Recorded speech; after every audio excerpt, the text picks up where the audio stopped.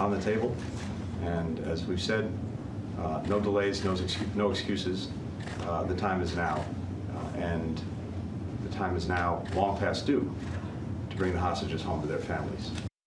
For more on this, Sami al-Arian joins us live now. He's the director of the Centre for Islam and Global Affairs at Istanbul's Sabahattin Zaim University. Thank you very much indeed for your time.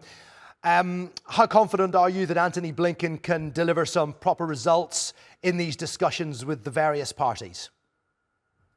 I think we got a chance about 50-50. For the first time, Israel has accepted some of the demands of the resistance movement, particularly when it comes to withdrawal from the central of Gaza in order to allow the Palestinians in the south to go back to their homes in the north. That was a huge stumbling block.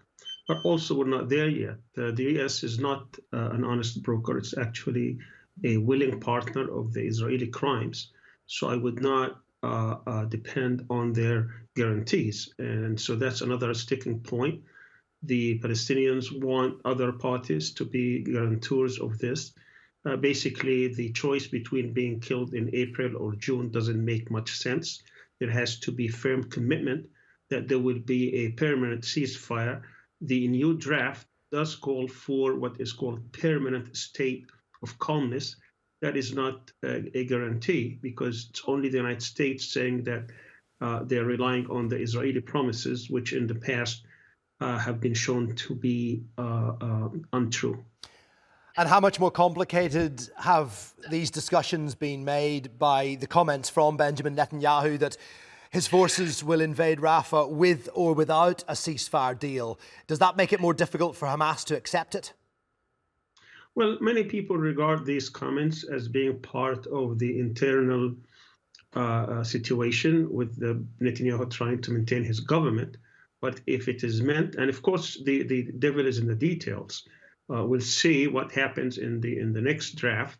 But if Israel does not withdraw from the center of Gaza and does not pledge that it will eventually stop its war of aggression, not only after 6 weeks, and we're talking about the second stage, but permanently, nothing is going to come to fruition. Now, Netanyahu has been saying to his partners, to his extremist partners, that this will never take place. But even if it doesn't, I mean, he said the same thing when it came to Khan Yunis. He said the same thing when it came to the center of Gaza, northern Gaza. And he hasn't been able to fulfill any of his objectives. He has failed miserably in all his military and political objectives so far. And Sami, you work with students, you're at a university, and I know you've spent time in the United States doing that as well. What's your reaction to what you've seen across campuses at colleges in the US? And how much political pressure do you think those demonstrations are putting on the Biden administration? And it's incredible. I mean, I lived in the US for 4 decades. I've never seen something like that when it comes to Palestine. The fact that we're seeing now dozens of US campuses, universities, colleges erupting with thousands of students siding on the side of Palestinians against Israeli genocide is really very refreshing and very promising.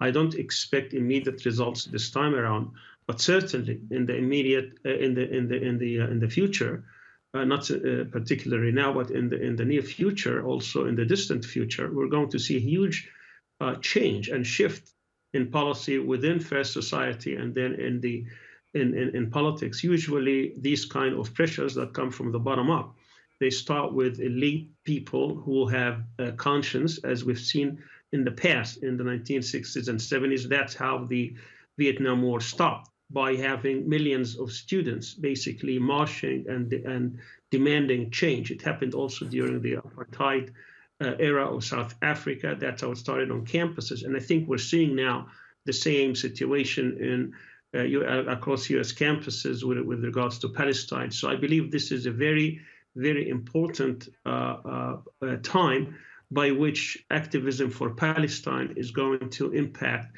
the whole US society. Sami, thank you very much indeed for coming on the News Hour. We appreciate your analysis. Thank you.